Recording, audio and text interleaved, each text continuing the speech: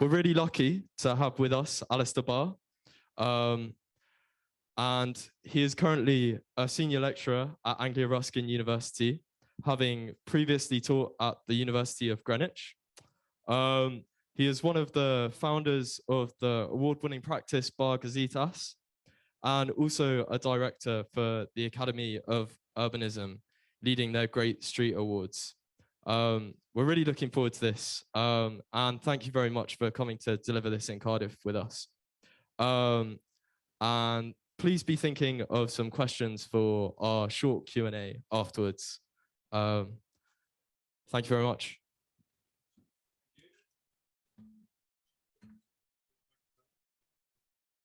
Is that working? Yeah. Apparently it's being recorded as well. I only found out yesterday it's being recorded, so I had to alter some of the rude things I was going to say about my previous bosses. I'm going to be doing a lot of walking because I feel a bit weird being behind this sink. So I'm going to be here, and then if I change the slide, I have to walk over here. So thanks very much for asking me. You can see the title. Hopefully that will all make sense when we get further on.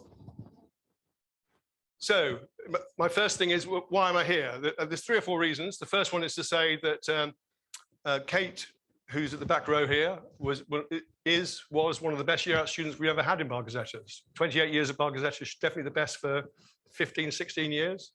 So when she mentioned this, I was keen to come along and meet her again. Second thing is, I got married in Cardiff. I got married in Whitchurch. My wife was born up in the valleys. This morning I went to visit my 90-year-old mother-in-law. She had a list of 7 bits of DIY for me to do in her home in Whitchurch. And the final thing, almost the most important thing, is my father-in-law was an architect, and he actually trained at this School of Architecture. And he was actually president of the Architects Society back in 1948. David passed away about 5 years ago, and I was always really fond of him. He had great stories to tell about the Welsh School of Architecture. So somehow all those things came together, and it meant that I was really keen to do this. So in terms of both and, which is the theme of what I'm talking about, I suppose my thing is, well, I've reached that stage where I'm really loving being an architect. I'm loving all the diversity, all that stuff going on. I don't know how you're feeling. I'm teaching 3rd year at Anglia Ruskin, 30 people in the unit. At least 12 of them are hating architecture, but you know, I've had that as well. But I'm saying it's a brilliant thing, and one of the reasons it's so brilliant, as you know, is you learn so much stuff, that so much diversity, so many different options, so many different ways of doing things. And then the thing that seems to happen to me a lot, whether it's the students or friends or parents of prospective students, they're all asking sort of either/or questions. They're going, you know, should they go to Cambridge or Cardiff? Should they go to a big university, a small university? Or people I know who are graduating, you know, should I work for a small office or a big office? Should I work for a commercial office or a creative office? You know, should I be doing, you know, developers? Our developers are all very binary, very yes and no, either or. You know, should we knock it down? Should we build it again? Should we go high? Should we go low? Is it traditional? Is it modern, or whatever? Perhaps I've heard that too much. And so I feel strongly those binary things, either or, are not what us architects should be doing. It should be embracing the complicated and both. So what I'm going to do today is just talk about my influences very quickly, talk about lots of Bar Gazetas projects, then Greenwich University, Anglia Ruskin projects, and then conclusions, and hopefully you'll have lots of questions after that. So I timed myself yesterday. I've got 40 years of my architect's career to do in like 7 minutes, I think. So but this is a good summary of why I believe these things. Apparently, you know, people have been saying stuff like this since Greek philosophers, but I'm just choosing more recent versions. I like this bottom one here, Irene, saying, you know, life is uncertain. So if you're an architect, and I don't know, in the first week of the project, you say it's either this or this, and you've already closed down all the options. It seems like a great shame to me. Robert Venturi, Denise Scott Brown, probably not fashionable anymore because they're like postmodernists from the 1980s. But this is from the book that they wrote, Complexity and Contradiction in Architecture, saying that in a complex world, you should be doing both. And the reason that we sometimes don't is that what they're calling the difficult hole. It's actually a lot easier, isn't it, just to say, right, I've got a big site, I'm going to put everything in the far end there, and that's the end of the story. So somehow it's more difficult doing both and, I believe, but more rewarding. So going back a long way, I was born in rural Buckinghamshire 10 years before they even thought of Milton Keynes. So I grew up in rural Buckinghamshire before all my friends were farmers. People laugh when I say I was a member of Newport Pagnell Young Farmers Club, and you're actually nodding. No, you remember the Young Farmers as well? We'll have to talk about Newport Pagnell Young Farmers afterwards. Brilliant. So you know, it's like you're obviously a lot younger than me. All my friends were farmers, and all of a sudden they started building all this stuff, and that's the exact reason I became an architect. It just seemed like such an amazing thing. These roads, all this stuff happening. And then a few years ago, Milton Keynes had its 50th anniversary. So that's 50 years worth of architectural history you've seen there. Every building style, good and bad, every idea, good and disastrous, is all there. So, but the one example I'm using here is that when they first designed Milton Keynes, they just said, well, the planners and the architects went on a wonderful trip to Los Angeles, came back, we're having Los Angeles. Straight grid, if you've been to LA, you know, it's just straight grid. Bit like the diagram on that side there. And when they got back, they realized that the hills in Buckinghamshire are like rolling. And apparently they had this massive crisis meeting where they're just saying, keep it pure. It has to be a grid, that's it, either or. And eventually they persuaded themselves that the Los Angeles grid could just bend a bit. And whether you like Milton Keynes or not, you know, it's the thing that no one had ever done before, you know, an American grid on the Buckinghamshire countryside. So I'm saying that that's my first bit of both and. Now recording it, late last night when I found out recording it, I put this disclaimer at the bottom. So I'm going to go really fast through my education and pieces I work for. To do that, I've got lots of abbreviations. And if any of my old bosses are listening in, this is my opinion at the time. I don't want you, so probably things have changed, but this is what I thought at the time. And I'm accepting full responsibility, but hopefully they might agree. Let's see. So this is a scheme I did when I was at Bristol University. It's actually just across the estuary. You know, it's in the Bristol Channel at Bream Down, where they're going to have a barrier, a tidal barrier. It's interesting to think 40 years later they're still talking about the same barrier, and this was going to be a marine biology centre. So I went to Nottingham University, and I'm saying 70% technical. The head of school was very proud of the fact that his father was a bricklayer, and so he should be. You know, he's the first person in his family to go to university. Dad's a bricklayer, worked his way up the system and became the head of school. So he loved technical stuff. In fact, within the first term, we went for a week-long course to the Brick Development Association. Brick built walls for a whole week. It was fantastic. And the second year, we went to the Concrete Association and built concrete for a whole week. So really, really technical, but like a great, so I'm just chucking these percentages out there. In my year out, I worked for a design and build company, perhaps as a way of, I don't know, sort of like echoing that. So, but one of the reasons why, they were the only company I could find that promised that you'd work on a building site. So design and build, architects working with the builders, what did I say, 95% technical. But I spent 4 months on the site, and because it wasn't a normal relationship where the architect had to sort of get the builder to approve stuff, I'd look at a problem in the morning, I'd draw it up, I'd then fax it to my boss back in Warwickshire. He'd talk to me on the phone, I'd go to the builder, give it to him, and it'd be built the next day. So, really, really technical. And I loved all of that. It was fantastic. I worked on the building site in Bolton.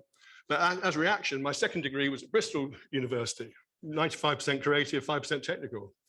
And that university was so creative that it got closed down. But sorry, that School of Architecture got closed down. The Vice Chancellor, I won't mention his name in case relatives will listen, was a scientist, and he hated our School of Architecture. He hated the head of school with a vengeance, because at Senate meetings he just talked about creative stuff, not about facts and figures. And there was some government cuts, and he said, "Right, I'm closing down School of Architecture." So I'd done all my research. I got there, and at the end of the first year, they were closing it down. I suppose the other thing about Bristol University is I was president of the Student Architecture Club as well. So I know I know how much fun it is. So I left Bristol. I worked for a firm called Force Bramble in Bedford Square, a small office. And I'm showing all these different offices, I guess, because I'm exploring that both and, but I know that quite a lot of you have done years out, or you're going to graduate and you're choosing big office, small office, or whatever. So small office, lots of housing repairs, 70% technical, 20% design. Interestingly, because they're putting right Camden blocks of flats, they all had mushrooms growing in the corner and cold bridging and freezing cold, and people couldn't afford the electricity bills. So it was more of a sustainable office than you would think. But the boss sort of knew all that repairing roofs was quite grinding. So we did some competitions, and then I designed this boarding school. I'm a bit nervous about the next slide. So that's the boarding school I designed. And then I went to an exhibition about Frank Lloyd Wright, where he said you should get every single drawing you can all on one sheet, the whole thing on one sheet, which is why it's a bit of a squeeze. So I designed a junior school and they built it. And this is the only photograph that I found of the front door.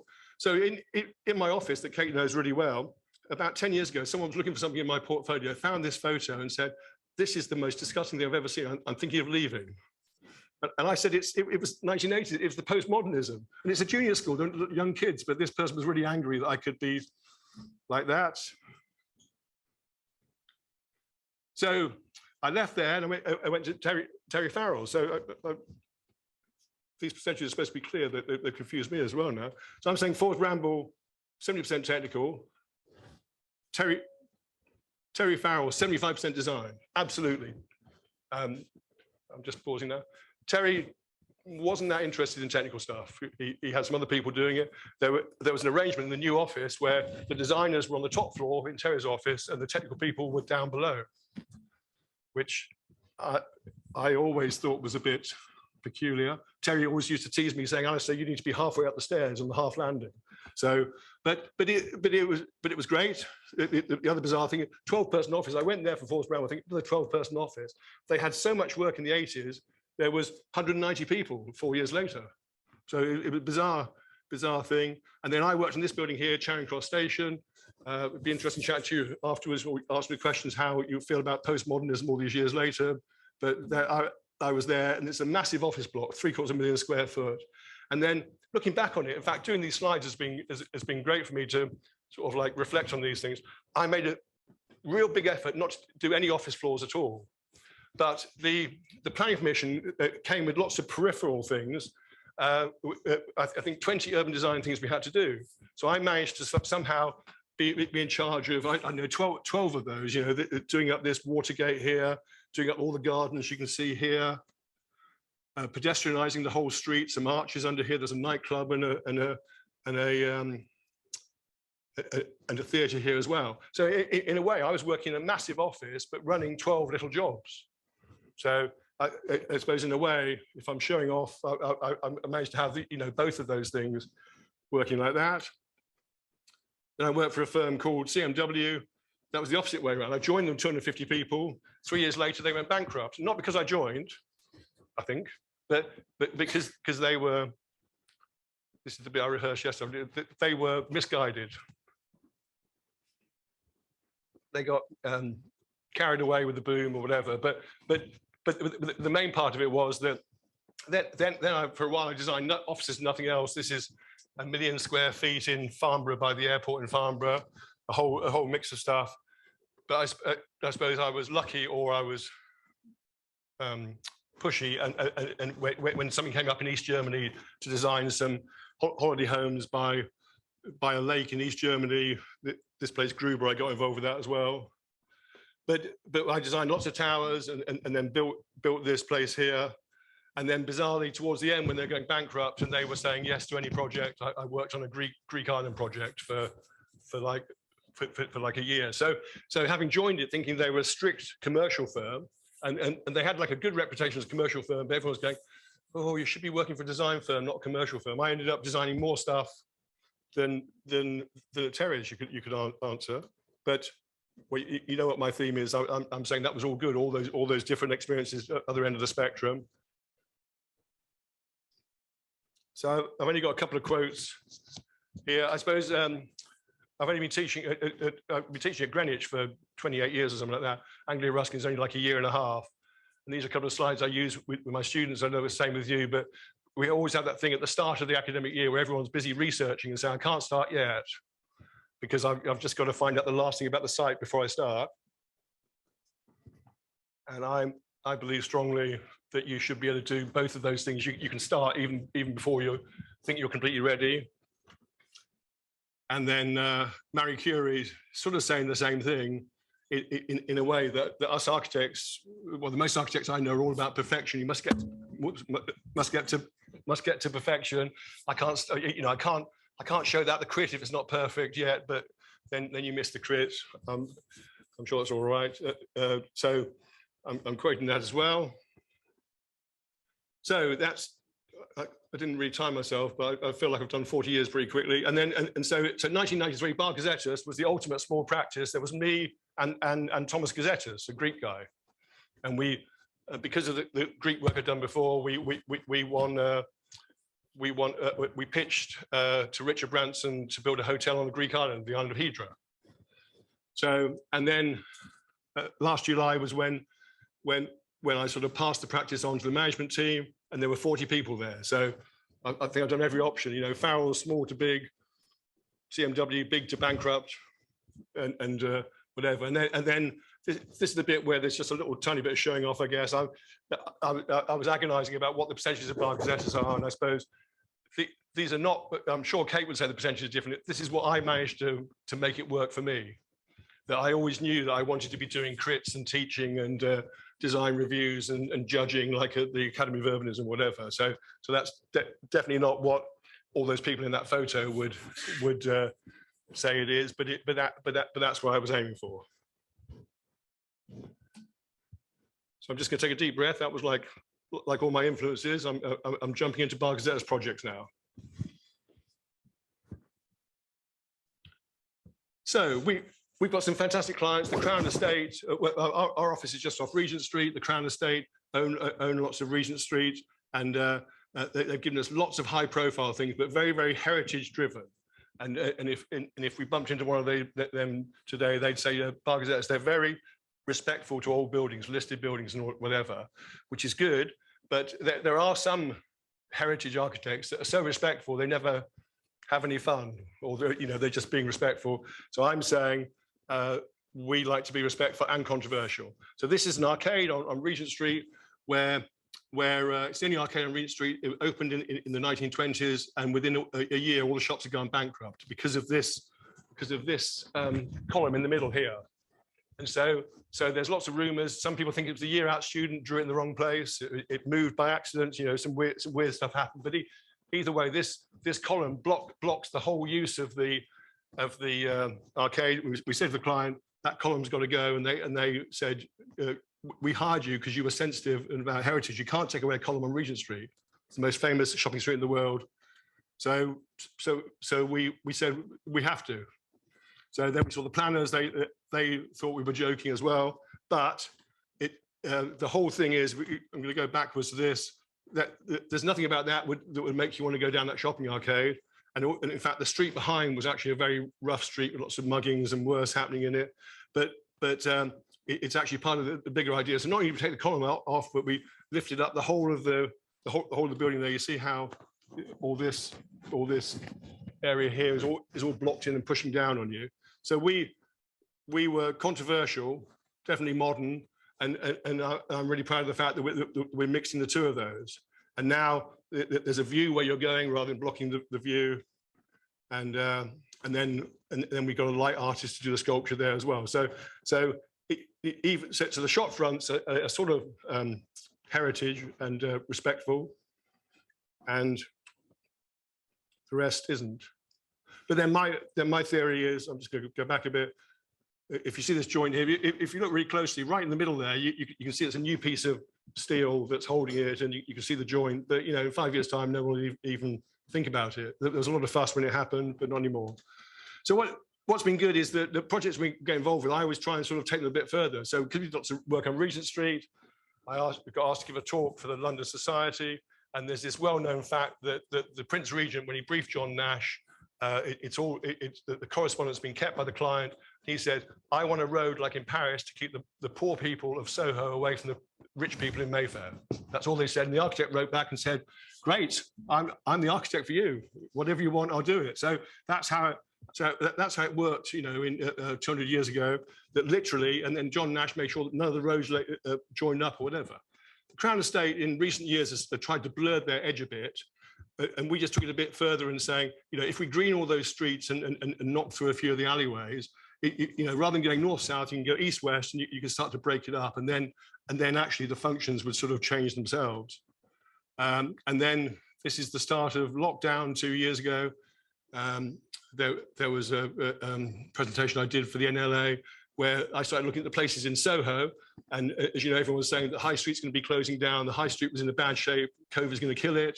So I just jumped back and said, hold on, within living memory, all our shopping streets were actually full of stuff getting made as well. And actually people living above the shop. There's been some crazy thing, it's a bad thing to live above the shop. So, you know, but Soho, I don't know, Carnaby Street became famous because there were so many tailors working above the shop in Carnaby Street. You could see something in Paris one day and sell it on Carnaby Street as a cheap knockoff the next day. So, and there's a brewery there. So I'm just saying that you could take all of Soho and go back to how it was, you know, back but forward. So you're selling on the ground floor, you're making stuff, 3D printers, whatever. It's easy to make stuff. My son's a product designer. We've got 5 3D printers in our guest bathroom, working 24 hours a day. So you know, and he's selling stuff that he's printing. So and then working there. This was saying, you know, COVID's just started, so you can have a place where you can get out of the house, make some calls, you know, do some things that wasn't going all the way to work. You should live above houses. You should be growing stuff on the roof. So all these things are like a spin-off that comes from having our office on Regent Street, I guess. And then because we don't like to stop there, there was then talk about department stores going bankrupt. So we talk about taking whole department store and turning the whole roof into a growing environment. Allotments, and then the restaurants were there. And but also you could, you know, rather than a big department store, you could break that up. And then we got asked by Estates Gazette to sort of make that clearer. So we, rather than the department store, because they're all, you know, a lot of them are empty even in Oxford Street, but let alone the rest of the country. So these big buildings, what are you going to do with them? Cut a hole in the middle. You know, actually talk about making stuff there, pottery, but everyone's worrying about well-being. So yoga, pottery. There's a great example in Peckham that's doing this already. So we're just sort of like developing that idea. And then this is like 1 year into COVID, we're getting even more desperate. No one knows what's happening. And I suppose I was sitting at home thinking what happens next. So we just said, Regent Street's slightly crazy. It's a 4-lane highway through the middle of London. So even though that first diagram I was saying about breaking down the barrier, how can you do that? So this is sort of COVID desperation. You can see our arcade just in that corner there. So we made sure it featured there, but you know, that could be a street crossing, and then why not go down to 2 lanes and actually grow trees there? There's not one, then there was not one single tree in Regent Street. Somehow the Prince Regent 200 years ago said, I don't want trees, and we just hung on to that for some strange reason. So we did this, and it got published in a few places. And the great thing is, about a year ago, the owners of Regent Street, the Crown Estate, said that seems like a good idea. So they've now got temporary trees there. So I'm not claiming that's all by Gazetas. I'm not even saying it's 10% of us. You know, they said to us, we've been planning this for a while. We had like a 10-year plan, and we're going to do it in 10 years' time. But so that perhaps that's the hidden silver lining of COVID. So what they've done is they put temporary stuff there, and they're going to keep it there for 2 years, and then do a massive survey of everyone to see what the permanent solution should be. But it's actually brilliant. You know, this is as we come out, our office is tucked off on the right-hand side there. You know, to see all this happening. But to give the Crown Estate their credit, all that idea came from them in a way. So the person at the bottom here is the Crown Estate beekeeper, and they're based in Piccadilly Circus. You can buy Crown Estate honey that's grown. The bees have been in all the flowers and clover that we put up on the roof. They've got a full-time person that does that. It's a pretty amazing thing. And then they're growing lots of food up on the roofs. And in fact, our office, because we rent there, we got a space up there where before COVID we were growing tomatoes and salads and things like that, right in the middle of London, which I think is pretty exciting thing. So this is slightly weird. I'm going all the way to COVID. I'm jumping back 10 years. The reason I think it's so exciting is that the guy that I taught with at Greenwich University, Howard Gilby, when I first started teaching with him 18 years ago, he said, we're doing food in cities, we should be growing food in cities. And I think the head of school said, you're mad, Howard, just teach whatever the curriculum is. But he kept on banging on about it. And it all made sense to me. And in fact, so much so, this is a good example. So in 2008, however long ago that is, we got asked to pitch for the Cordon Bleu Crookery School. And it was a stupid pitch. There was 10 other people fighting for it, much bigger firms than us. We got down to the last 3. And and I just said, I teach at Greenwich University. We're all about growing food on the roofs. You've got a big roof there, let's grow stuff there. And apparently our fee wasn't the cheapest, our presentation wasn't the best, but they bought into that idea. So up on the roof there, they've been growing food ever since. There's lots of kitchens down below for the students to train. Okay, Neko when I'm here, it's facing that way. And there's a cafe at the bottom. So when you have your salad, there's 0 food miles. It's just come down on the lift from the top to the ground floor. And that's how we won the pitch, because well, I always say to Howard, when I'm teaching with him, I'm teaching with him now at Anglia Ruskin. I don't know what your tutors are like, but sometimes we fall out with each other. And I remind myself, Howard's idea helped me win that pitch. And then the thing about, once you start thinking about food, you realize it's such a crucial thing in terms of sustainability. Everything that the UN is saying about sustainable goals is actually touched on by food. It's not only it's not only getting rid of the carbon miles or whatever, but it's about well-being. During the Second World War, where people had to grow their own food, they dug up parks and turned them into allotments. People are a lot more healthy. They're growing food locally. There's so many reasons why it all makes sense. So this is the brief that Howard and I have been giving our students at Greenwich and then now at ARU for the last 15 years or so. We had like a mid-academic year review, and half the students said the brief's too confusing. They're like, just like paragraphs and numbered things, whereas the way that Howard likes to do it is with all those things. So that's everything that we're teaching at Anglia Ruskin. And I'd say, I'm looking at Kate now, the Barr Gazetas are doing 50% of that perhaps, or more, or trying to do more. But in a way, it's that overlap between academic and practice that I'm really interested in, where one's driving the other. The stuff that I'm building helps me talk about stuff teaching, but most importantly, it's the things I'm learning teaching that should plow back into the office. So there's just a few schemes here. They're all about growing in cities. Okay, Hannah, this is her scheme at this corner here, the Isle of Portland, where she's putting things going in the sea or whatever. So there's quite a few people in my office that I've taught over the years. Greenwich had lots of links with the University of Cairo, so I went to Cairo 3 times. So these are schemes in Cairo, which is in a way even more interesting about growing food, because people are still growing food in the city there in a sort of in not a first world sort of way, but in a sort of ad hoc way. But so all of our schemes actually sort of resonated with the students in Cairo. We did these joint projects, and just I'm just going to flick through like a range of different projects here. Currently, we're all doing a scheme in the Royal Docks. We're going to knock down the City Airport and knock down XL, because they're both terrible places and they're not really helping the city, and build a town of 50,000 people, a neighborhood of 50,000 people. But the brief is to make everything sustainable, but to make sure that all those buildings are actually also about food production as well, or the leftover space. Some of the students are taking the runway of the city airport and turning it into a place for animals as well as growing. And so, poor old Howard, I was only being rude to him this morning about something, but he was talking about 18 years ago, and now I went to a conference, obviously, about food in cities.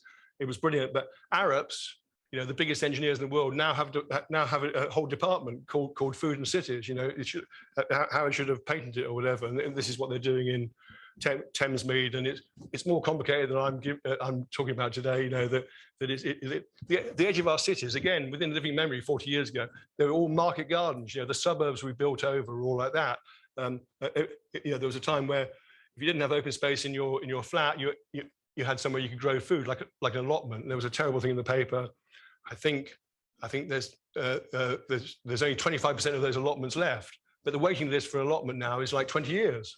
So it seems to me that you know, people want to grow food, and it's a healthy thing to do, and it affects well-being. So we, as architects, we should be encouraging that, which is sort of what Arabs are saying here. So I'm showing this slide because I think this image here was on the advert. I thought if I didn't show this one, you'd think that you come to the wrong lecture or something. So this is what we're doing very close to our office, like a co-working scheme. And the driver for this was exactly about well-being. So although I love working on Regent Street, it has to be said, because of those 4 lanes of traffic, it's actually one of the most polluted streets in London. All those buses, diesel buses idling, whatever, which is why our earlier scheme showed, you know, down to 1 lane of traffic. So all this biophilia is not only looking good and helping with well-being, but it's actually about filtering the air. And there's little sensors all around the office. If the air quality drops below a certain level, some extra fans kick in, whatever. So to make that space open space, this opened about 6 months before COVID, so it hasn't really been tested out. But apparently now people are going back. You know, you could have an office across the way where there's no open space, or you can have meetings even on a cold winter's day out in the terrace. So that's great. And then to do that, we applied this well-building standard, which I would show to my students, because in a way it's just like a checklist. You know, hopefully most of us have got the hang of sustainability and know what we're doing with that. But there's an American organization that started sort of like trying to catalog this about 5 years ago. Some people say, you know, we should be just designing, use our intuition. But sadly, you know, especially in the 70s, the 80s, all this thing about sick building syndrome or whatever means that's not good enough. So there's a measure of doing this here. Perhaps some people might argue it's a bit like box ticking.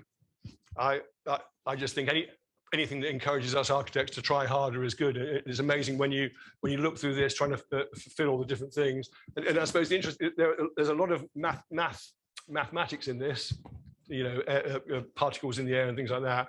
As it gets along, you know, right at the end, there's points to be scored for cultural spirit, place, and delight.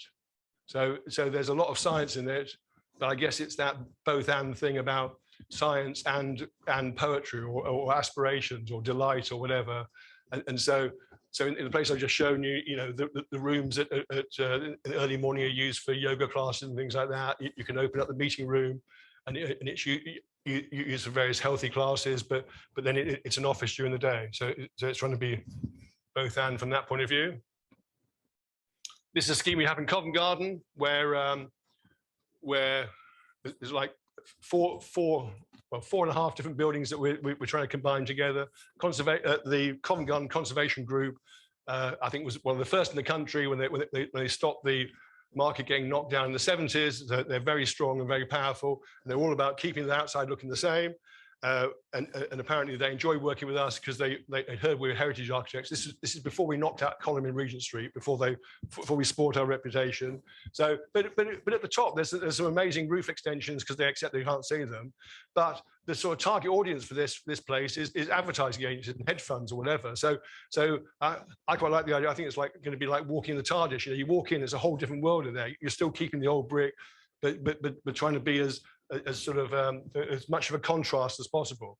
If you know, I'm just saying, advertising agencies, you know, the complete opposite to the Covent Garden Conservation Society. But if you can somehow please both of them, wouldn't that be a great thing? This is on site. I think it's got like 2.5 years more to build, so we'll only know when it's finished. But that's the plan. And in a way, none of this stuff I'm saying is really unusual. You know, it seems like an obvious thing to do, but then you look at projects and think, why didn't they think of that? And so this is a good example. So this is what David Chipperfield did at the Royal Academy, but for various reasons, we became the executive architect. So we're the ones that did all the detailing. He did the concept, we did the detailing. It was like a joint venture. And so this smaller image here is between two grade, so the bottom just here, grade 1 listed buildings, been there for 300 years. And he just said, we're going to have a fair face concrete thing that bridges between the two levels. It couldn't be more modern. But then the lecture theatre is a different thing. So, like I say, lots of people are saying it, but it's actually persuading clients or planners or whatever to follow that through. I feel like I'm jumping around a bit time-wise, but I want to be in like a sequence. So, talking about sustainability, be interesting from your questions about how much that's part of all your projects. So this is 1993. The firm I was working for, CMW, had just gone bankrupt, but we've been working on this Greek island project. And then I read that Richard Branson had bought a large part of Hydra to build a hotel there. And so again, it's another pitch story that there were 5 architects pitching for it, 4 in Athens, and then us. And I was working on my kitchen table, and Tom Gazetas borrowed his mother's flat in Athens, and we put a little sign outside saying Bar Gazetas Architects. So, you from Athens? You been to Hydra recently? It's one yeah. Well, as you know, in the end we never built it, but it's probably all for the best we didn't build it. But so I'm going to say something rude about Athens Architects. Is that going to be all right? Have you worked for Athens Architects? This is a long time ago. It's 1993, isn't it? So the other architects sort of turned up with lots of drawings of atriums and spas and wall climber lifts and said, this is going to be a hotel. I've been to Hydra a lot anyway, so I knew it wasn't that sort of place. But also because of the stuff that I've been doing at Coverall Matthews Wheatley, that I've been thinking about sustainability and how traditional architecture in the whole of the Mediterranean, but it's all about thick walls and small windows facing south, and watch out for the wind for the Meltemi and all of those things. And on the plane, I was panicking, thinking, we've got nothing to show them. We've just got Tom's mother's flat to show them, and the little sticker on saying Bar Gazzetta. So I sort of drew this on the plane, and they said that's how we won. All the Athens architects were all just about flash stuff, and I was just saying it's all about sustainability. And 1993 is a long time ago. I don't think many people were actually talking about it then. So at least we were ahead. And then, well, we can chat afterwards. Then we tried for 4 years to build it, and then a Greek shipping guy who had more money than Richard Branson bought the land off him because he didn't want to spoil his view. Exactly. But I went there again last summer, and it is everything's the same. The same goats are still there. So perhaps it was good we didn't build it. And anyway, so I suppose I'm saying that as well. Also, there was definitely this thing 10, 15 years ago where sustainability was like a bolt-on extra, and it was like either or. It was like a binary thing. You could be a commercial architect or sustainable architect.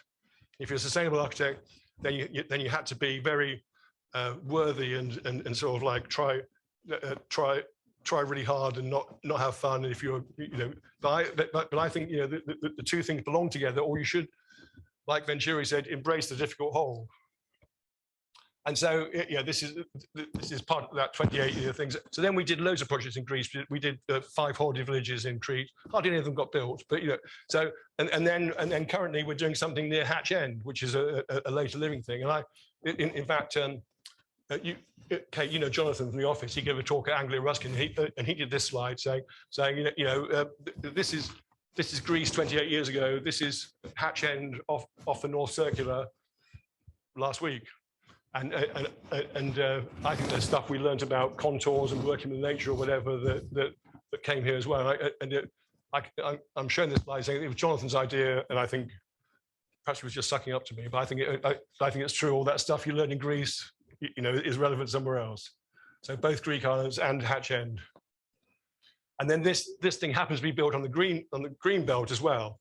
So that's massively controversial. there's people say don't build on the green belt, build on the green belt. I'm saying it's not either or.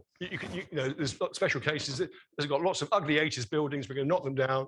Our footprint is going to be no more than it was already, but with a lot more nature around it. So perhaps I've got bored of the all people just saying yes or no. Life's more complicated than that. Architecture is more complicated than that.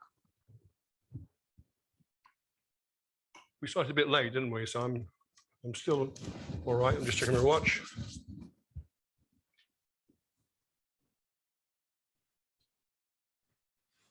So this is carrying on that idea that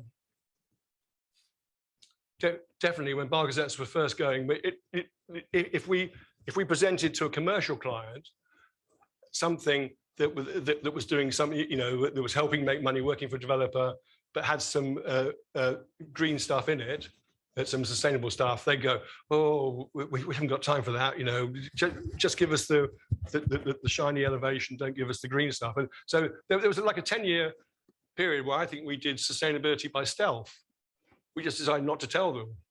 We just make the insulation bigger, and I'm a bit worried we're being recorded now that my clients will be watching it. We make the insulation better. We did all the right things. We put some solar panels up and they went on the roof. They go, how did these get here? And we go, oh, it was in the cost plan. You don't see it on the drawings. So because there was definitely that thing, especially letting agents saying, we don't want solar panels. We just want more marble in the lobby. But I think those things have changed. Perhaps the last 5 years. It'd be interesting what you think from your learning. So this is something we're doing in Cambridge, where the whole building is from CLT, and it's doing as many innovative things as it can.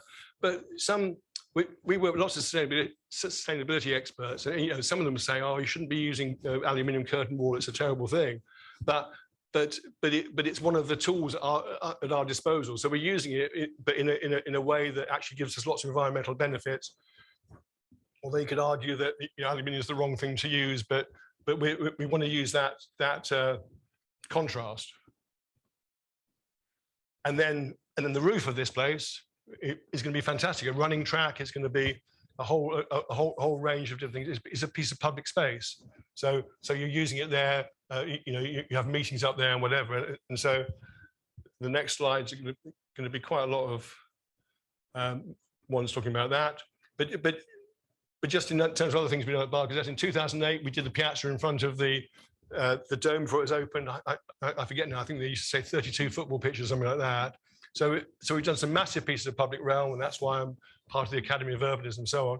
When there's a competition in Walthamstow to do this tiny little bit, although it's sort of like a traffic line with buses circling around it, although it wasn't the sort of thing we did in the office, I was really keen that we tried it. So you have a theory, and it should be able to work at a massive scale and a small scale as well. And so we're always trying to keep both ends of the spectrum going. So these are just sketches of that little thing. It's literally council gave you a small budget and said that if there's one thing you could do, but just do it properly within this space. And this one, now I know recording, I'm regretting this title really. How can I say? A lot of the sustainable experts we work with, I said it before, very black and white down the line. You have to do it like this or whatever. I think that it's more complicated than that. Of course, in a perfect world, you do every single thing on that checklist. But especially when you're refurbing existing buildings, it's more complicated to balance those things. You're embracing the difficult whole, and so we're lucky with this project where Grosvenor are the clients. It's just off the King's Road. It's in Chelsea. They've made it their flagship development towards zero carbon, and do everything right to prove to the rest of London they're doing everything right. But they're sort of accepting that you're not going to reach perfection, like Marie Curie says, but also there should be some fun in that as well. So I talked a lot about marble cladding. All these walls are clad in cork. And when we first started talking about it, everyone was slightly surprised. They're saying, but my grandmother's bathroom floor is covered in cork. But cork's a great thing. There's not as much cork in wine bottles anymore. all those trees in Portugal and the Mediterranean, they actually need to have the bark stripped from them to actually function the way they work. So somehow it becomes a great thing to do, and we persuade the client that walking into this place like your granny's bathroom, but times by 100, is going to make it something that you're going to talk about on the King's Road. We shall see. But the crucial bit of this is this diagram is showing all those things that we're doing.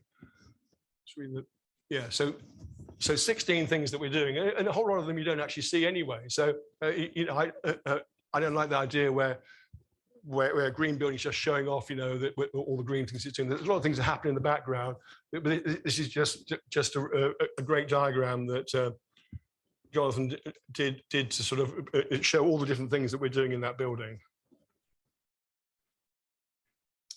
I guess this is a bit the same as the arcade as well, the same sort of idea. We spent 5 years at Greenwich in the market there, working on about 8 different small projects that all added up to new public realm, different ways of doing things. We spent lots of time agonizing. This little brick building here was falling apart, but it's 200 years old. And at first, the planners in Greenwich loved us because they thought that we were heritage experts. We are heritage experts. But then after 2 years, when they got used to us, they were slightly shocked when we said, well, keep this building, but the one next door, knock it down and be as modern as possible.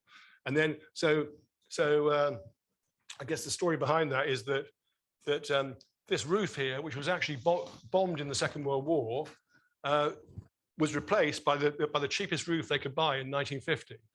And it's nothing special. You could buy it in a kit, but 100 people began a group called Save Our Roof, and so it's not even listed. We didn't have to keep it, but it had so much sort of passion behind it. I don't know whether you think it's ugly or good looking, but we took it all apart, took it to the factory, dipped it all, cleaned it, put it all back together again with better glass. And then the cobbles down here, some of these cobbles here date back to King Henry VIII, but there've been lots of complaints about the cobbles. You can't push a buggy on it if you're in a wheelchair. There's a problem. So there was a Save Our Cobbles committee that we met regularly. You're laughing, but we went to all those meetings late at night with lots of shouting. So we lovingly, well, we found some builders to lovingly take up each cobble, polish it, and put it back down again. But there's still 20% there, which is smoother cobbles, so you can get your wheelchair and your buggy down there as well. So it's I think the people, the conservation groups were very much either or. Keep the cobbles, or you're never going to get planning permission. Keep the cobbles, or you're never going to build it. Whereas by doing both and, we got to build it. So the conservation officer was getting relaxed by then. In the open space we created, he said, we need an area where people can eat the food or whatever. And he actually had torn out a catalogue from a book saying that there's very nice mock Victorian ones that we could put here. And we said, but why? So our canopy is willfully modern, but it's round the back. We've been respectful, or we've matched everything. But that doesn't mean we have to keep on matching it. Projects 1 to 5, we matched everything. Projects 5 to 7, we actually contrast everything. This was a similar thing. The big department store in Lewisham, 1930s department store, and the planner said it has to be brick. It's all about brick, and we spent a long time just saying, from a distance it could look like brick, but that would be the wrong thing to do. There's contrast. We build it in steel. We make these pleats. We make it an interesting place, but still, so you've got both of those things working. And it was a bit of an irony because there's so many terrible buildings in Lewisham. The fact we were arguing about this is sort of strange in hindsight. This was about 5 years ago. Lots of talk about co-working. Lots of people in little boxes, not really mixing. So this building actually has a massive atrium, which is all about the mixing. And then the clients really bought into that and arranged special events and parties and lectures and things like that. So in actual fact, other co-working we've done, it's all about the inside of the room. The inside of these rooms is pretty good, but nothing special. And it's the outside that's the really crucial thing. Because Kate, I knew Kate would be here. I'll show one of Kate's projects. she might disagree with my thing, but so this is a building that we're converting. It's a very corporate building, and again, a lot of our corporate clients, you know, but they've mostly got on board now, but there's been a lot of resistance, you know, saying so you can't have both of them, you know, rather appealing to like lawyers or advertising agencies, you know, they can't mix out. So Kate worked on this a lot. You can see what we're doing there. I suppose the other thing is that when Kate was interviewed, she showed us a project that she did here a year and a half ago back in Whitchurch, where she used lots of terrazzo, and we were using a bit of terrazzo. And now, after Kate's worked for a year in the office, all our projects have got terrazzo in it. Somehow she's influenced the whole office. Every single thing we do seems to look like one of her schemes from earlier on.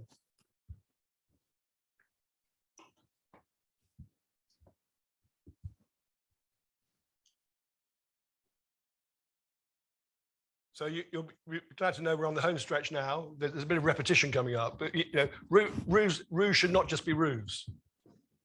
So this is what we're doing, a listed building. This has got PVs, insects, bats. It's a brown roof. There's some beehives on here because it's near Piccadilly Circus. You know, the problem we now have is trying to get everything on the roof. You know, we've got all those ideas for that stuff to happen on the roof. And more and more, we're making public realm up there. You know, and because why wouldn't you? Although, you know, it's only 10 years ago in central London that no one was asking us to do that. And we were pushing, they'd say, oh, it seems like a lot of hassle. But now we're trying to make every roof like a living space. It's part of the social interaction. Then we got involved with Truman's Brewery, where you know, somewhere lurking in there, there's actually a factory making beer.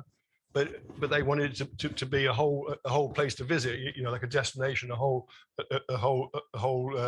different way of thinking. So it's a factory and a pub, isn't it? Which I worked in a brewery like 10 years ago. They say, oh, can't let people in, it's too dangerous, you know, it's too smelly. What happens if it's slippy or whatever? Whereas you should be able to do both and. Now, we're about the 50-minute mark. I thought you'd be all dozing off now. This is a bit more controversial. I know it's controversial talking about copying at a university, and that idea of making sure that you're not using other people's work. I'm guessing that you've all had talks about that, about different ways of doing that, but. I got asked to write a chapter in this book, Creative Superpowers, and was directed towards that idea of copying. So I did some research and wrote some stuff about really architects have always been like magpies, you know, picking stuff up and using it and actually bring it together in a different way. So it'd be interesting when we the questions about plagiarism, but I think it's always happened in the whole life of architects, and you know. What's Picasso say? Good artists good artists borrow, great artists steal, which I never really understood. But it means, you know, if you make it your own, then it's not plagiarism. I realise this might be controversial in a university setting. So then Blueprint magazine read the chapter of the book and asked me to write this thing here, and I've just you don't have to read the whole thing, although.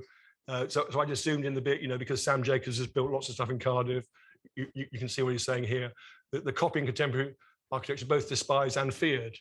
But I guess because he's Sam Jacobs, he's saying break away from this myth and embrace the freedom that digital access has given us. And then also talking about MVRDV, you know, they actually published a book called Copy Paste. And I think by thinking about copying, but doing it in a smart, intelligent way, it actually makes you more creative. But I'm looking forward to the question time for that.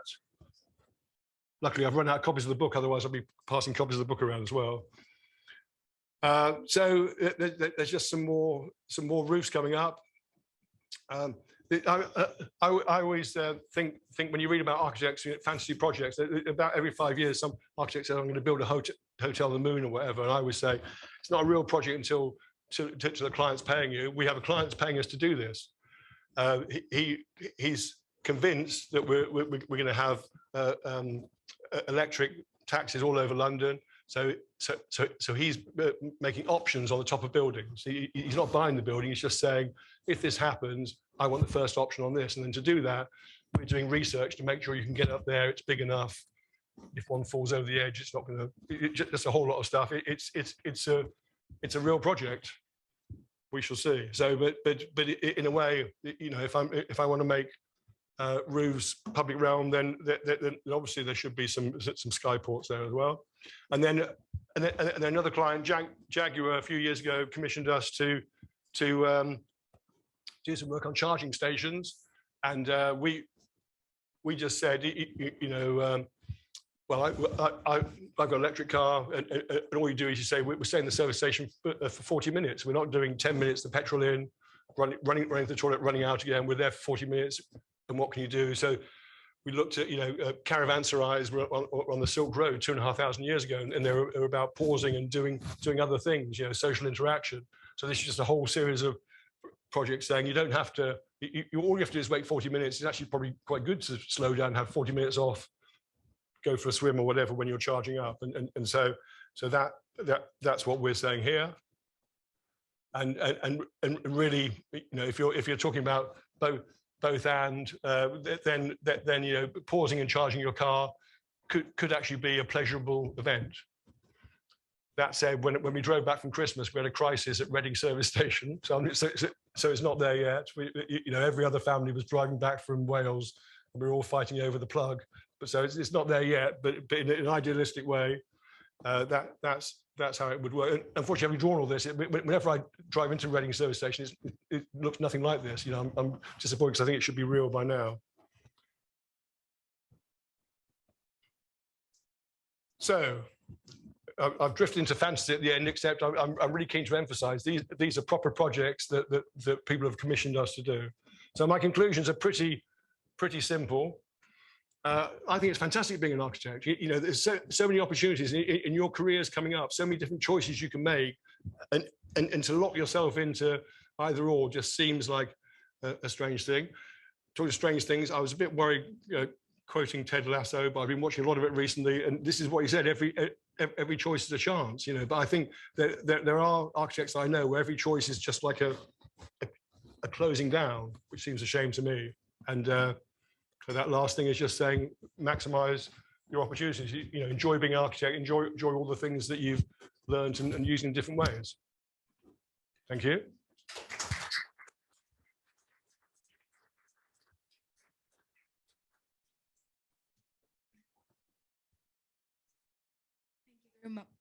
Can you hear me? Thank you very much. I think it was very inspiring and informative for everyone. Any questions? Say that to try and accept the difficult whole, but have you ever been in a situation where you've attempted to kind of like resolve all these different kind of differing aspects of each other, and you get to that point in the design, then a client just says no? Like, what would you do in that situation? Yeah, the answer is I've been in that situation a lot. Certainly now, as we'll talk about, I may show you the really good stuff. But I think with every, you know, especially when you're newly graduated and you're working in an office as well, you know, it's difficult to have an influence. So I guess in those things, I'd always just want to score like a series of small victories. You know, so you know, that boarding house I designed when I just graduated has got lots of faults, but you know, there's bits in there where I persuaded the boss and the client to do things. You know, perhaps a tiny percentage of the whole, but it's about those small victories. But in terms of the client saying no, I think that part of the job of an architect is to be persuasive, and it's very rare for us to get to like a hard no. You know, we're always leaving the door open. We say, can we come? You said all that stuff. Can we come and see you next week again? You know. So, but yeah, it's. I'm not pretending it's easy. It is tough to try and sort of balance all those things. But and that's why I like Robert Benjamin's difficult whole. It's more difficult, isn't it, than just saying we'll do it like we always do.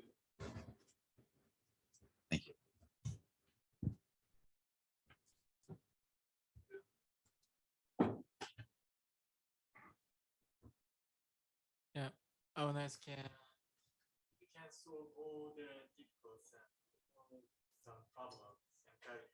It's going to be really great. But in reality, we should solve in really limited resources. So we should, I think, decide most of them, but we should weigh something than others. So how do you choose the main vehicle of your design?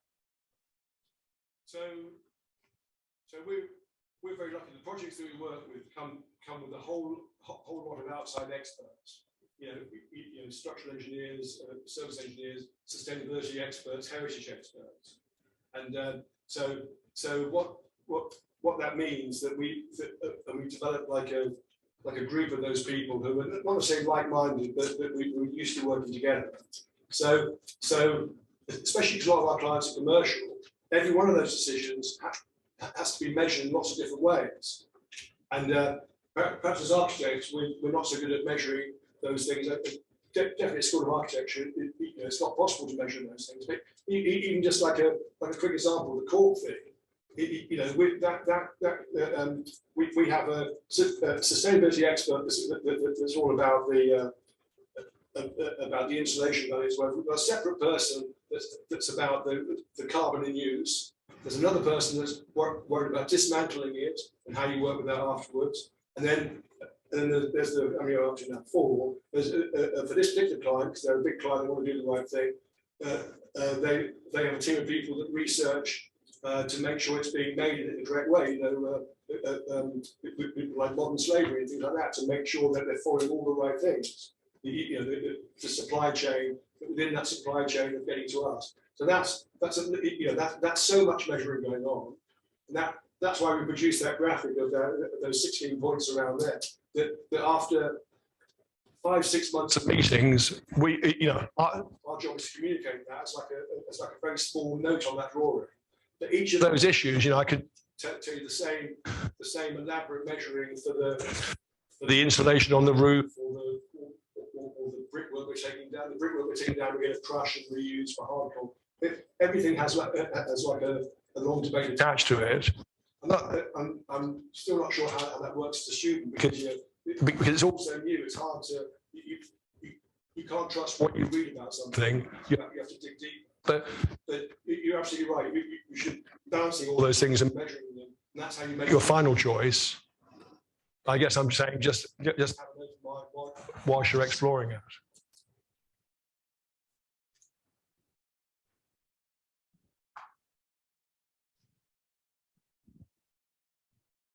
Anyone else?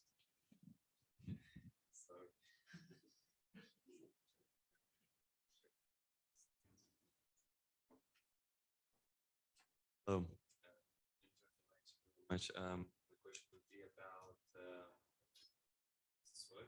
Yeah. About mental well-being in building designs. When we get projects, I guess in the future, architecture's artistic, I guess, curriculum and job, and it's more of always sometimes it's more that artistic. How we create entries as artists, and also. Making sure that we listen to the clients, making sure that everything we do will make them happy. And you mentioned about sustainability, that sometimes have to kind of keep silent about what you're going to do in the final stage and all the projects. And so I guess my question would be about mental well-being and thinking about the users, always about human. Is this the future? Is this going to be something we're going to have to kind of be silent and always talk about? By silent, I mean in the project. Yeah, I think we were silent 10 years ago. We're not anymore. I'm just going to go back. I can't remember how far back back to that checklist, and the well certification people have got a wonderful website that expands all this. Oops. So that's why I showed this. So what this does, this is a team of very smart people that have looked at the science of all this, and then and then it's like passing an exam, and you can get a gold or a platinum or silver and different marks, whatever. Some architects object to that, saying, well, we're being creative. We shouldn't be ticking boxes. I'm saying this is a great sidebar happening whilst you're being creative. It's like a check that you can move between the rest of it. So, and then I'm saying their website's great. It took me almost a whole day to write this diagram because there's so much stuff in that. But that's why I wanted to do it. And this is what we're doing in that project in Heddon Street. We're doing all these things.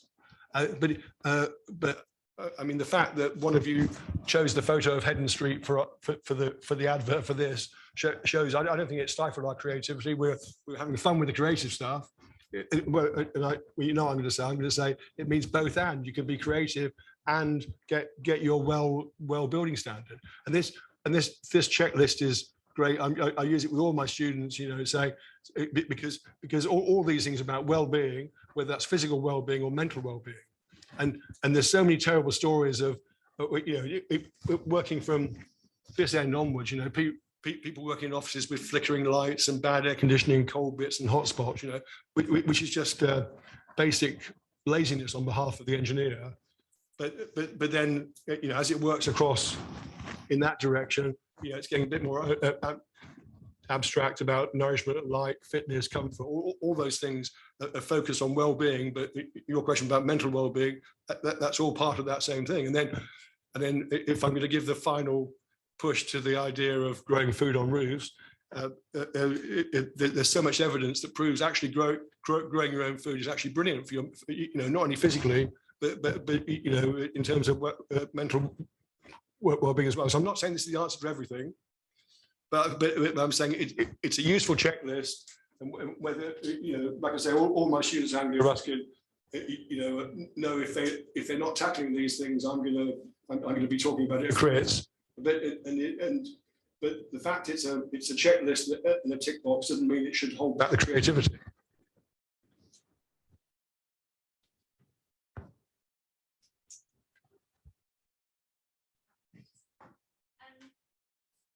When you started and you were talking about that quote and how a lot of people sometimes feel like they don't start something because it's not going to be perfect and it puts them off. In regards to you setting up during practice, when did you feel ready to do it? Or did an opportunity come along that you were like, I can't miss out on this pitch?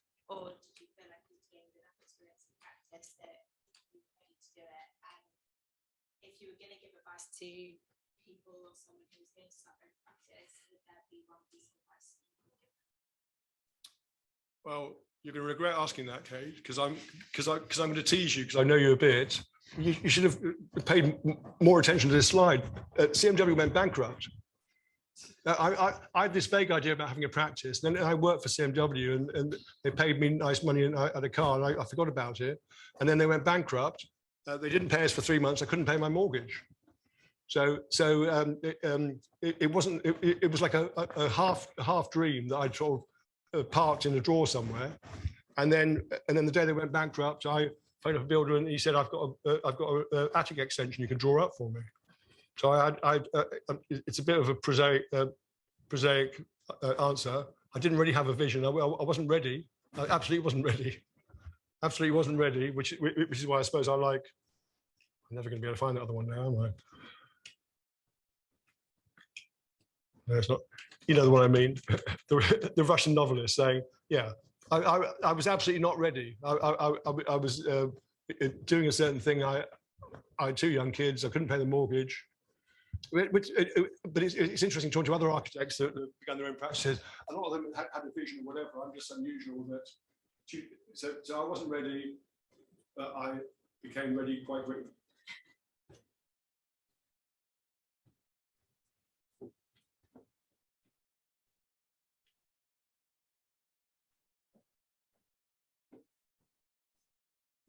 Yeah, thank you very much. That was really interesting. Kind of following your journey there, how did you find yourself working with kind of heritage architecture and how did you find yourself specializing in kind of listed buildings and such?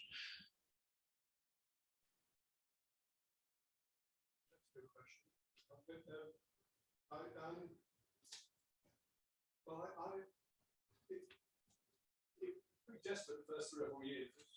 And so, again, I feel like it's so much I get. Okay, I'm just trying to think what there was out there I could do that was happening. 1993 was a recession, as well, we went bankrupt. The people weren't doing things like that.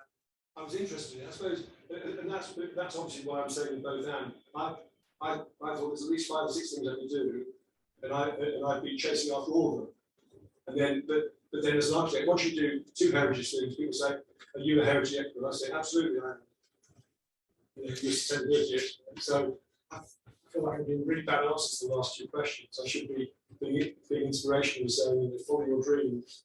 Or what do they say on the X Factor? It's been a journey. I can't lie. There were 5 or 6 things I was really interested in, and some of them came off, some of them didn't, and then but then you get a reputation that you can make it work. So it's a bit weird. I feel it's all about making conscious choices. I'm saying for those first 3 years, it wasn't so much conscious choice. It was like, what's out there? Well, yeah. Or my wife says I'm like a butterfly, and you distract me. Yeah, that's just another way of looking at it. But that's the great thing about being an architect. That you can do that. Thank you.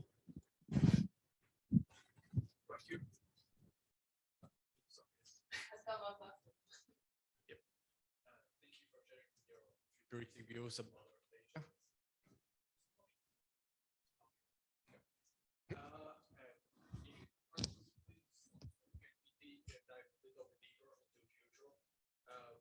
What do you think architectural ecosystem gonna look like, considering that technologies are advancing, people are getting lazier, they're starting to use more and more services, starting to work remotely. So what do you think, what footprint is gonna leave on the architecture? I'm going to go back to that well-being slide, if I can find it, if I'm going the right direction.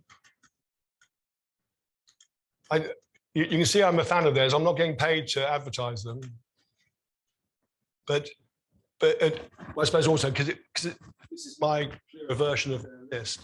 There's so much great stuff in there. Not just the science about particles and things like that, and the right amount of sunlight, but as you're getting there, breakout relaxation, biophilia, mindfulness, culture, spirit, art and delight, individual control in each office.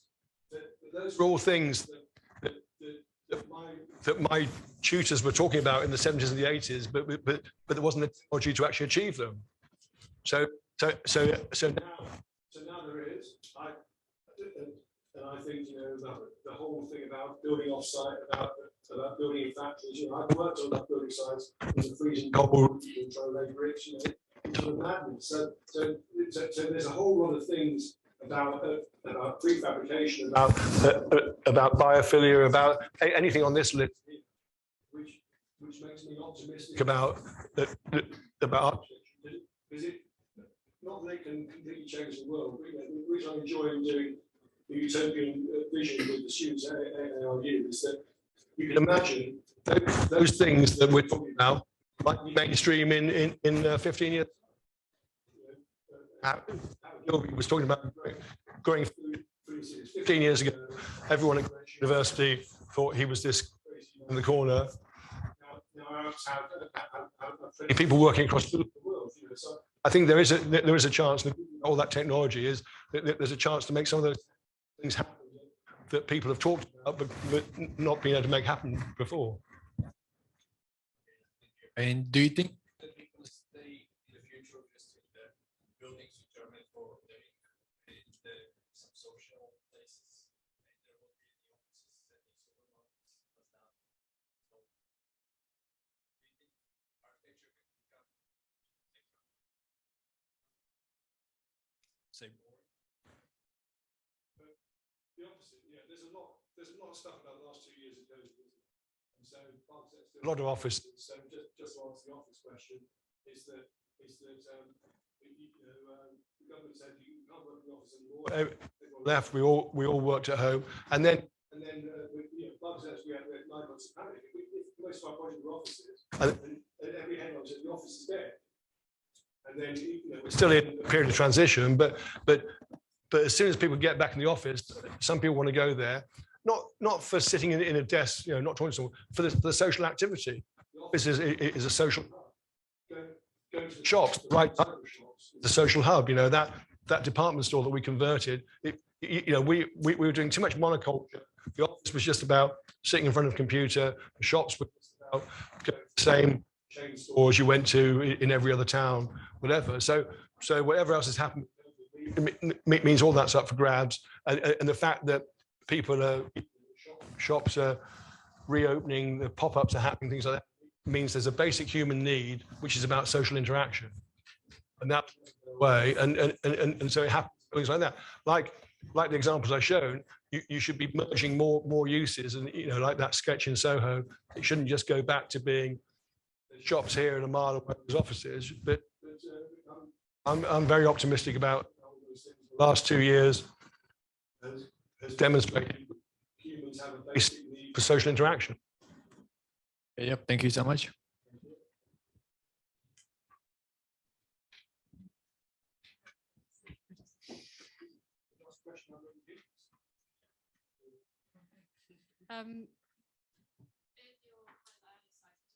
About centuries of technical creative practice.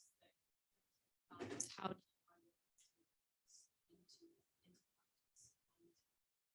ensure it other people make sense that centuries?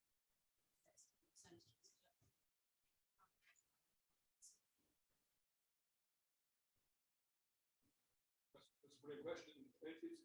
It's very hard. But when we were 10 people, then if you hired 2 technical people, then you knew you had 20% technical. 2 creative people, it's very easy. 40 people, it's more complicated and more interesting as well.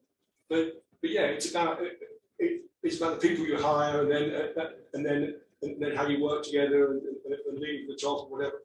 One of the first advertising agencies that we designed was a company called Abbott Mead Vickers. And at that time, David Abbott was the top creative in the whole of the UK, in every newspaper and things like that. We actually designed his offices, and then I actually designed his house. And he was such an amazing client, and he got interviews so often in 1 year, Creative of the Year award or whatever. And whenever they asked him about how have you done this, how have you got this big agency, how have you got the culture, he said the whole way through, whenever I've hired someone smarter than me and different to me. And because I really enjoyed working with this guy, David Abbott, I think that's all I've ever tried to do. But look, there's cases I'm not in charge of hiring anymore, so it might be different. But yeah, I mean that yours is the $1 million question. How do you make those things go and afford it? I don't know. It's too soon to tell. I think I enjoy the office most with 25 people because you can, 25 people here, you can sort of juggle those things. With 40, it's a lot harder. There's different ways of doing it. But I think the main thing is you have to work at it continuously. There's lots of offices I know where people work that are not happy, where they just sort of say, "This is how we always do it. Let's just do it like that." And that's if you go for an interview in a place like that, take another job in my opinion. But if you're working at it, thinking about it, you're trying to progress, that's the way to make that work.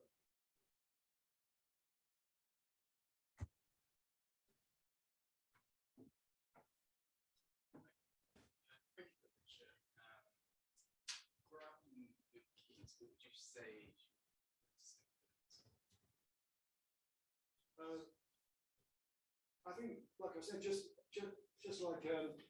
like a passion about building stuff. It was the most amazing thing to see all these fields, and within 10 years, all that happening. Good and bad. There's some amazing stuff, some terrible stuff, some embarrassing things like that. But I guess it's good because it's variety. I should have said when they divided these squares up in the early years, in the 70s, the 80s, it was like a different famous architect would have each square is about a kilometre square. There's a Norman Foster square, a Paul John James square, and it was so different. They didn't try and blend them all together. So that's why I showed that first slide. It's a bit corny, but Milton Keynes is sort of like trying everything, and so it's that variety that you know, and that building stuff that you can have an idea it gets built. Do you think some of the concepts consciously this?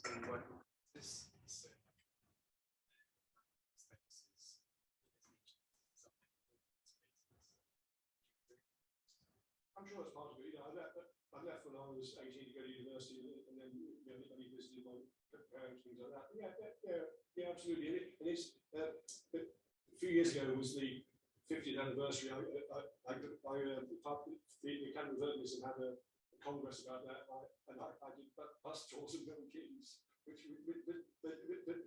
there were urbanists from all over the world that came to that conference because it's famous across the whole world.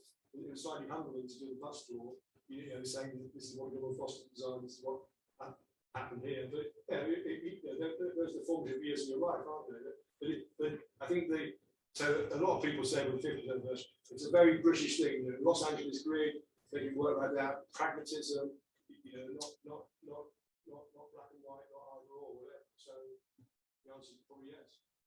Do you feel the same way, Greg? I think you thought that. Yeah, I would agree, especially some of the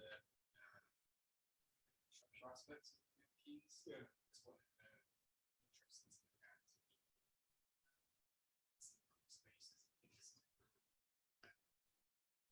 it's away from a green space in Keynes.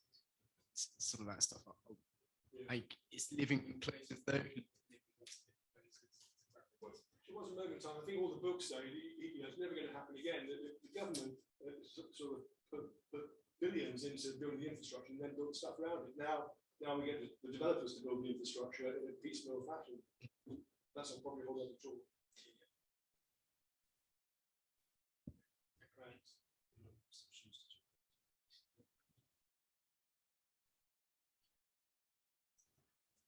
Going off of what Finn actually asked, how do you decide, other than public outrage, what do you keep in the heritage site? So like you were mentioning the cobblestones and the roof up top, and in the other one, we couldn't, in the arcade, we couldn't really see the heritage that much. We could see the facade, but in the other one, we could actually see what you kept. So at what point do you decide what to keep and what not to keep? Well, there's probably three steps. The first thing is to talk to local people. So in Greenwich, that famous architect, Sir Michael Hopkins, had done a scheme before us, which was blocking everything down. And everyone hated it. There was literally protest marches and things like that. So we knew we hadn't like that. So we had so many public meetings to talk to people. That's how we met the cobble group and the roof group or whatever. So it was like listening to the people, and that's why having Covent Garden as well. And you know, so it's about, because a lot of heritage is like about emotional feeling. But then parallel to that, again, I'm talking about all these experts. We you know, there are people that make a very good living being heritage experts, and they produce reports, very thick reports that pick through everything.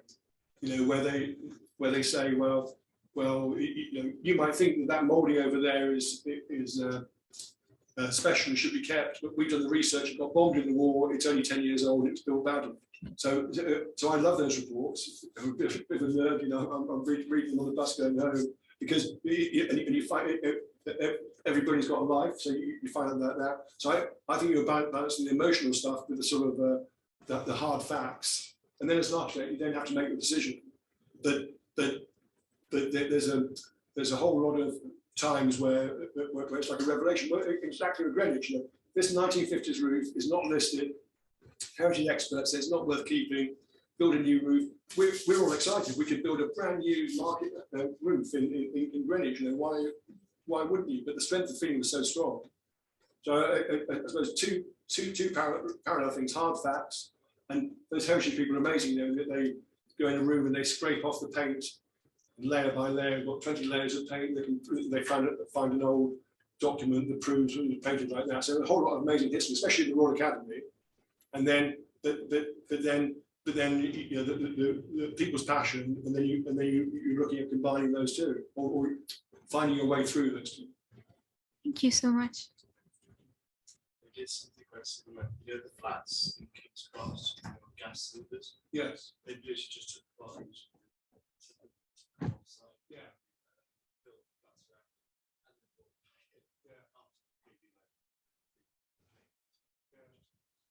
we took all that roof away, we went to a factory, dipped it, came back, and we made it the whole thing, and we knew that the building wasn't square, because it's like 800 years old. And when it came back, it was like a jigsaw puzzle, put together, it didn't fit in the corner. We had to take halfway away again and find out, that one bit had been, the 7 looked like a 1 or something. The wrong bit had gone in, and we had to, rebuild it again. I have a question. Thank you for in regards to Regent Street. You mentioned the importance of mixed-use spaces, especially for growing, living, working, making, and selling, in order to maintain commercial shopping streets.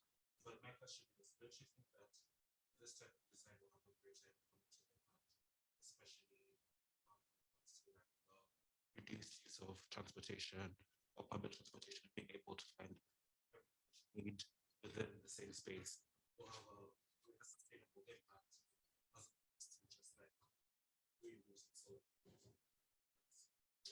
So are you asking if My question is, mixed use is more sustainable? Yes. Do you agree that that will be more sustainable? Absolutely. That's why I drew that drawing in. I've got no idea where that is now. Oh, there's another one. So it's COVID. Everyone's talking about all that stuff. I began drawing this drawing,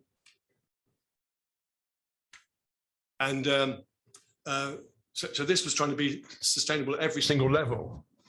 And it's the answer to the question over here was that there's a whole lot of things that Soho tried to do that you can do better now. So Soho used to make lots of things: leather, furniture, clothes, things like that. And brewing beer and exam. What they did is make noise and pollution. So Westminster Council moved it out, but 3D printers, whatever, you don't need to worry about that now. All the waste goods were cluttering up the streets. Early pictures of Soho show cardboard boxes everywhere.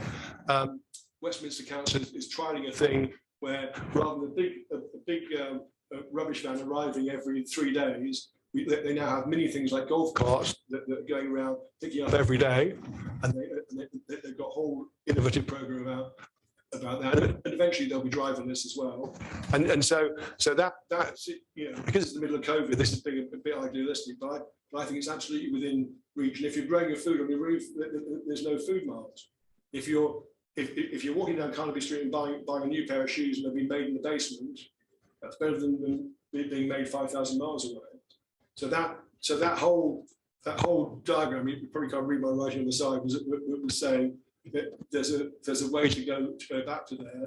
And 40 years ago, that's what happened. Most towns that you grew up in, most town cities you grew up in, they were making things as well as selling things in the middle of town. And we just had this crazy 70s thing about decentralizing and zoning. So that's just saying there's a way of making that work.